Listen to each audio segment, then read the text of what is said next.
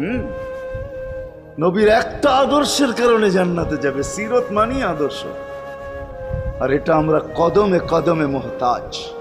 কেননা এই ছোট জীবনটা যদি গ্রহণযোগ্যতা পর্যন্ত পৌঁছাইতে হয় আল্লাহর কাছে, চাই নারী হই, চাই যুবক হই, চাই বৃদ্ধ হই, যেই মানুষই হই না কেন, যেখানেরই হই না কেন, যেই বাসারই হই না কেন, যেই বর্ণেরই হই না কেন, যেই পেশারই হই না কেন, যেই সোসাইটিরই হই না কেন, এই জীবনটাকে যদি গ্রহণযোগ্যতা পর্যন্ত পৌঁছাইতে হয় কার কাছে? দুনিয়াওয়ালাদের কাছে না, মালিকের কাছে, যিনি এক ফোঁটা পানির থেকে অস্তিত্ব দিছেন, যার কাছে আবার আমাদেরকে ফিরা যেতে হবে।